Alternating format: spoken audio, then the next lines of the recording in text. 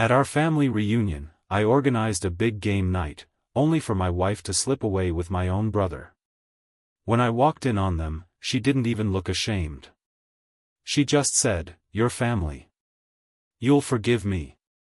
I didn't. I left that night, and 2 weeks later, my entire family disowned them both. My name's Eric.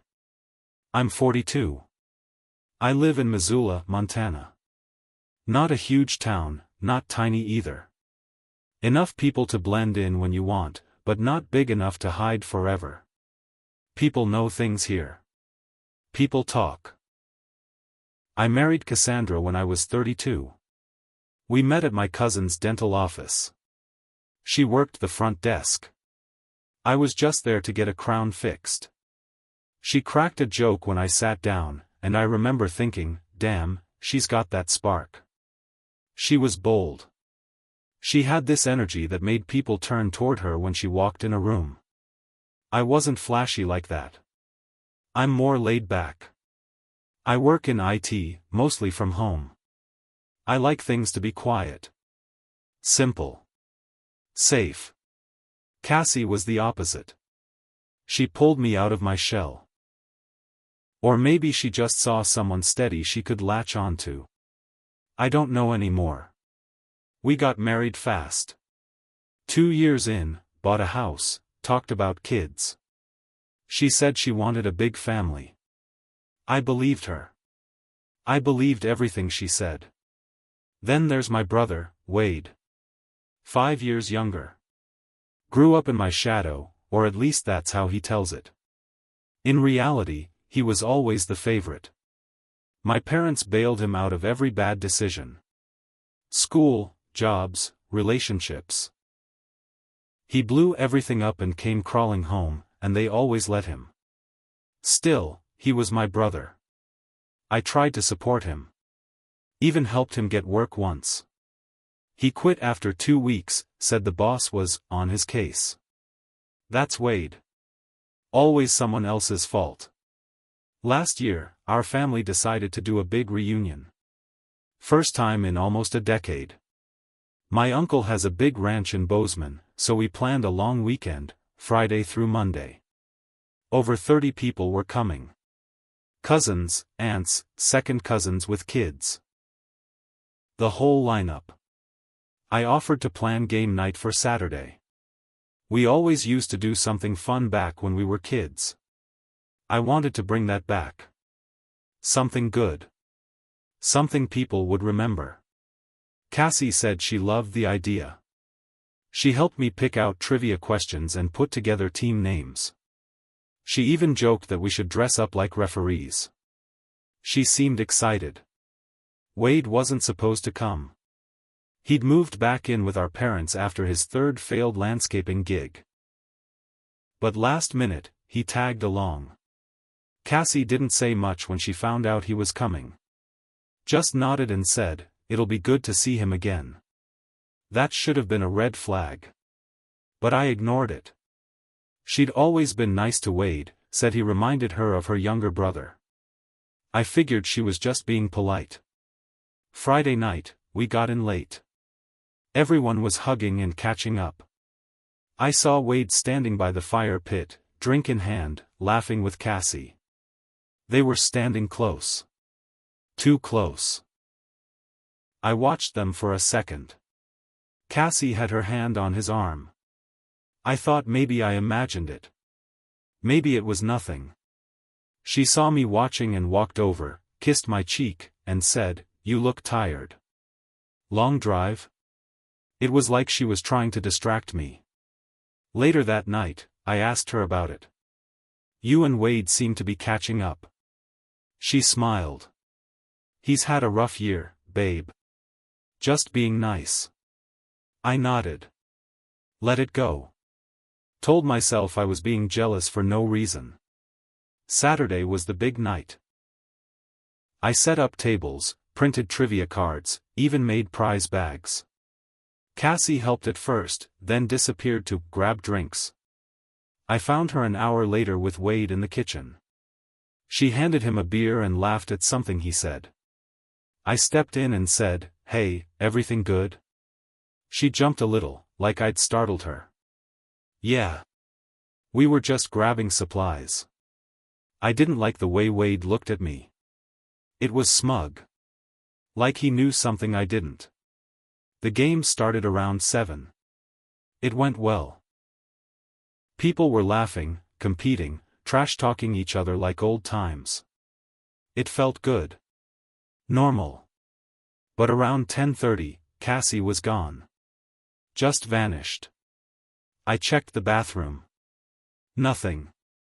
Outside near the fire pit. Not there. Kitchen.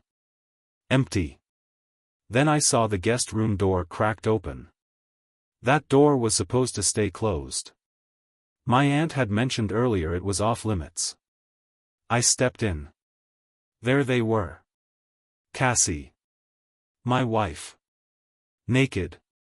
On top of Wade. They didn't hear me at first. Then she turned and locked eyes with me. No gasp. No apology. No panic. Just a smirk, then, "Eric, your family. You'll forgive me." Like I was the idiot in all this. Like I was some character in a soap opera that just had to accept the pain and move on because we shared a bloodline. Wade didn't even look at me. Just rolled away and grabbed a blanket like it was some awkward moment at a college party. I didn't say a word. I didn't yell. I didn't punch anyone, even though every part of me wanted to. I just turned around and walked out. I got in my truck and drove. No music. No talking. Just 4 hours of darkness and rage. I didn't go home. I crashed at my buddy Joel's place. Told him a little. Not everything. Just that Cassie cheated. He said to take time. So I did.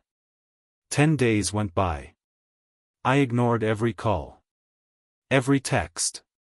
Cassie sent a message, "Let's talk." I deleted it. On day 11, I called my mom. Told her what happened. Everything. She cried. Dad went quiet. Then he said, "Wade's not welcome here anymore." I didn't ask for that. But it felt like something clicked. Like for once, they saw the truth. The news spread like wildfire. Cassie tried to twist the story. Said it was just one night, that it was complicated. But people had seen them together.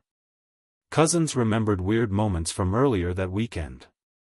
Someone had seen them sneak off together on Friday too. Then came the texts. Cassie had forgotten to delete her synced messages from our shared iPad.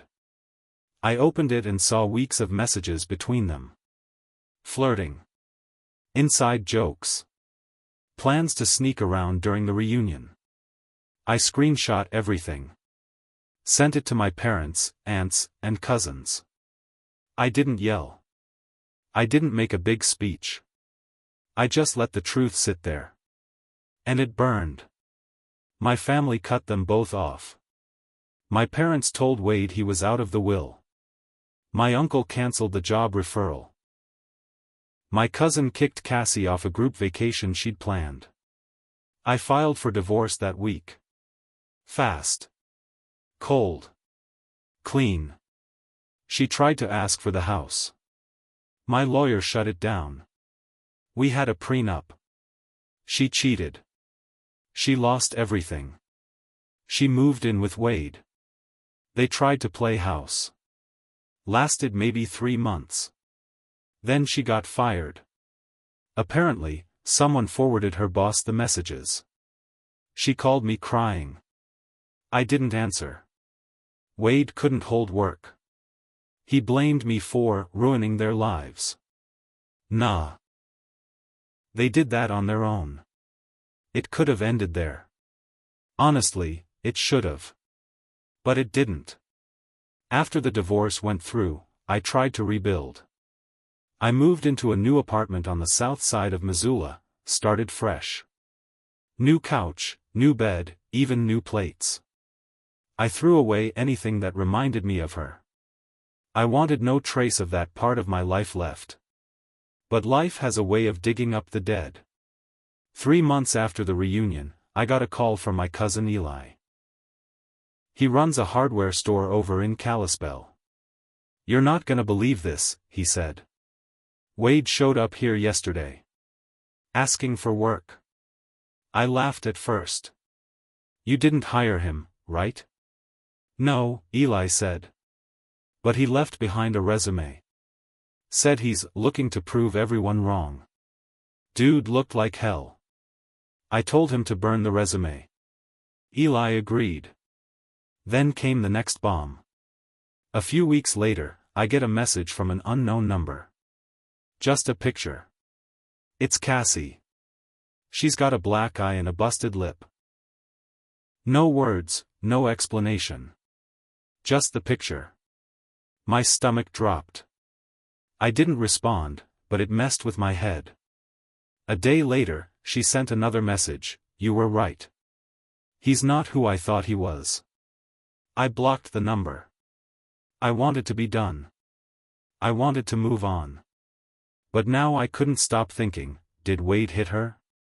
Was she trying to drag me back into her mess? Or both? 2 days later, I got a call from Wade. First time since that night. I didn't answer. He left a voicemail. "Eric, man. I messed up. She's out of control. She's drinking, screaming at me every night. I don't know what to do. I need help. Please, bro. Bro." Like we were still brothers. I deleted the message. But that night, I couldn't sleep. A week later, Joel called me. "You're not gonna believe this."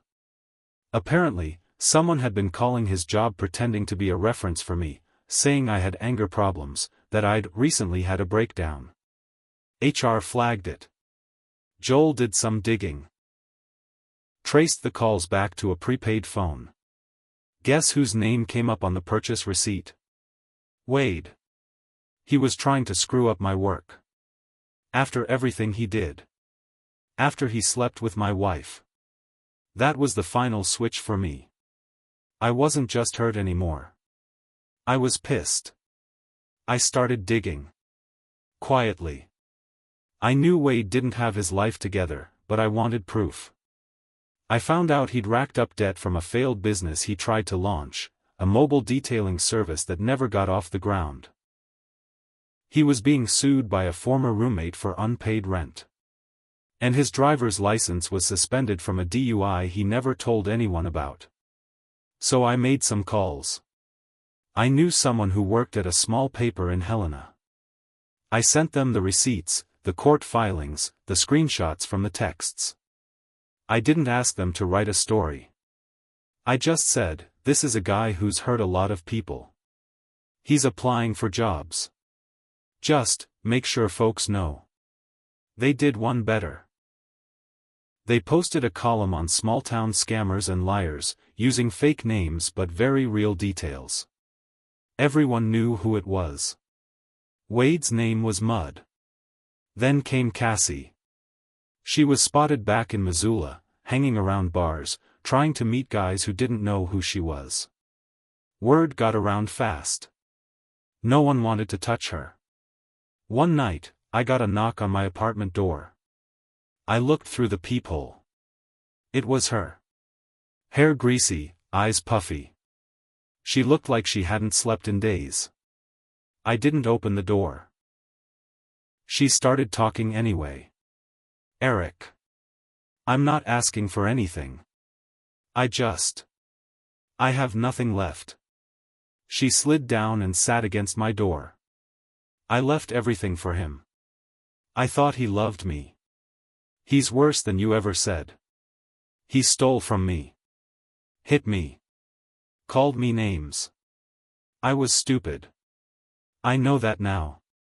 I know I threw away everything good I ever had. I sat on the other side of the door. I didn't say a word. Eventually she stood up. Before she left, she said, "I ruined my life. And you?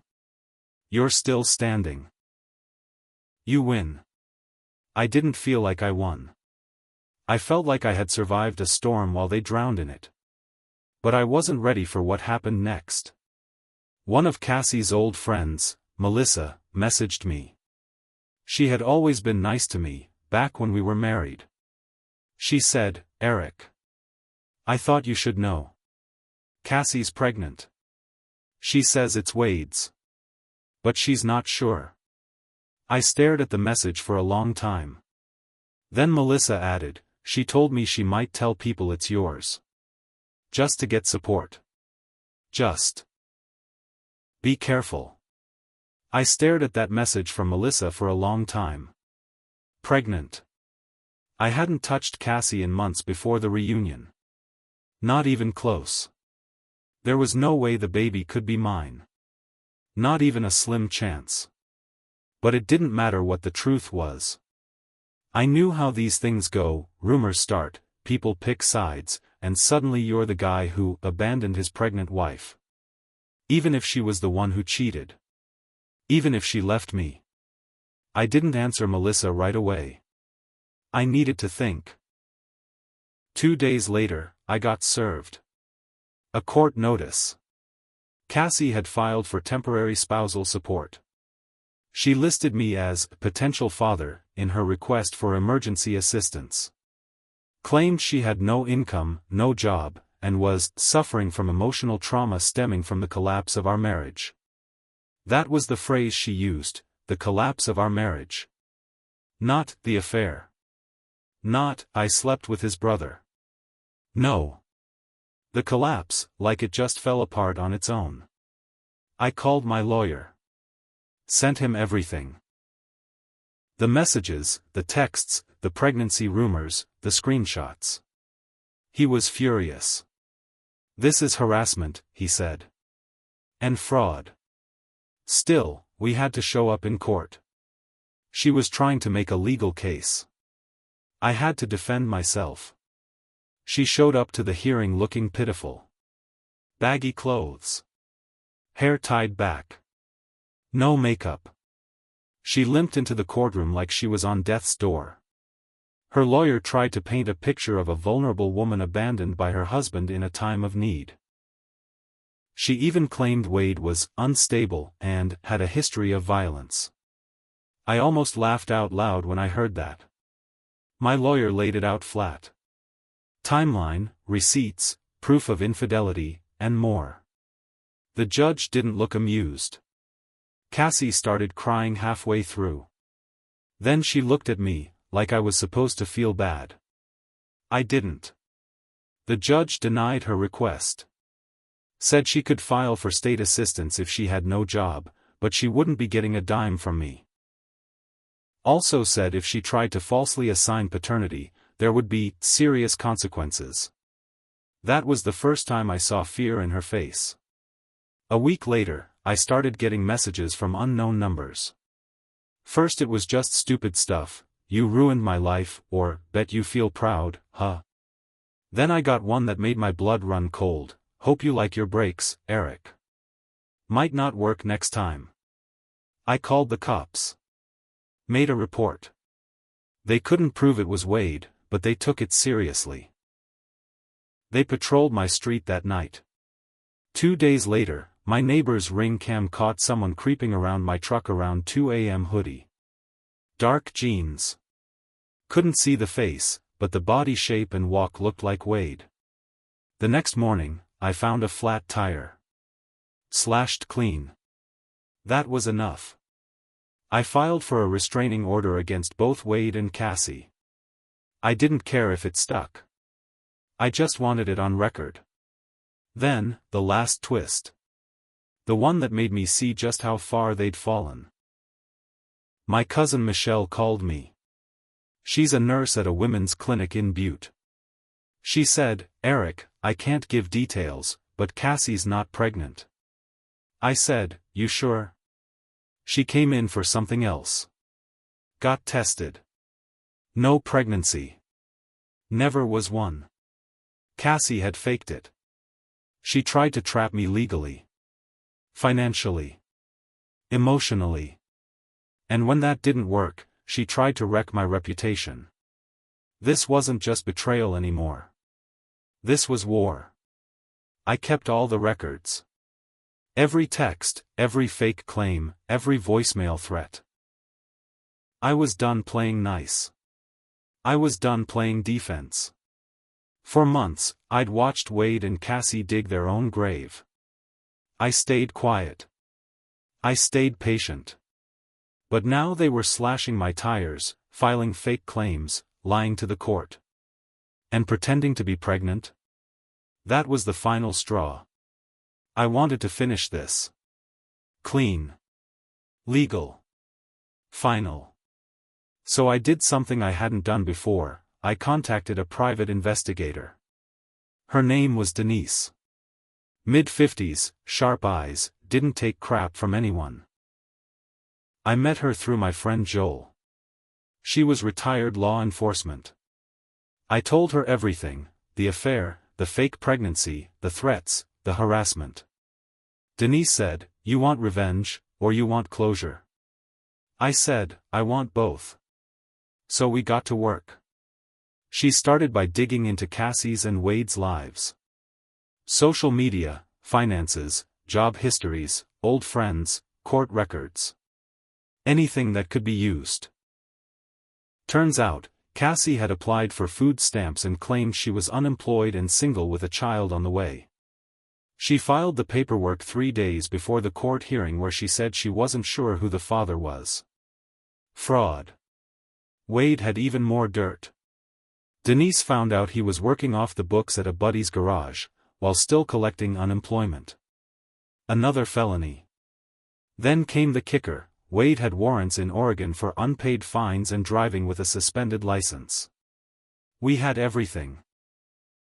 I talked to my lawyer. Then I called the state fraud hotline and handed over all the documents, Cassie's fake pregnancy claim, her benefit filings, and Wade's under-the-table job and unpaid fines. Then I called Cassie. First time I spoke to her since the night she sat outside my apartment. I kept it calm. "I know about the benefits," I said. "I know you lied on the paperwork. I know you never had a baby." She went quiet. Then I said, "You've got 2 choices. Come clean and disappear, or I send everything to the DA and let them decide what to charge you with." She started crying. Eric. I didn't know what else to do. That's not my problem anymore. I hung up. Wade called me 5 hours later. "You think this is funny?" he screamed. "You think ruining your own brother's life makes you a man? You did that yourself," I said. I just pulled back the curtain. Then I told him the Oregon authorities were already notified. I gave him the case number. Told him to check it himself. He called me a coward. Then I heard him cry. I hung up. Cassie disappeared for a while. Moved out of state, from what I heard. Her fraud claim triggered a full investigation. She had to pay back everything and might face charges. Wade? He tried to run. But Oregon caught up with him. Last I heard, he spent 3 weeks in jail, then got probation. He's living in some trailer park in Idaho, working nights and hiding from family. Nobody in the family talks to them anymore. Not one person. They burned every bridge. My mom took down every picture with Wade in it. My dad changed the locks on their house. My grandma passed away last winter. Her will left everyone something, except Wade. She crossed his name out and wrote, "He's no longer family." And me? I started over. For real this time. I kept going to therapy. I reconnected with old friends. I went back to school for a bit, got a project management certificate. Now I run my own IT firm from home. And yeah, I started dating again. Slowly. Carefully. But I don't give my trust away easy anymore. People say revenge doesn't fix things. That it keeps the wound open. But that's not true. Sometimes revenge is the only thing that lets the wound close. Because now when I look back, I don't feel shame. Or regret. Or loss. I feel clean. Cassie and Wade thought they could destroy me. Instead, they destroyed themselves. And I watched. All I did was tell the truth. And sometimes, the truth is the sharpest knife there is.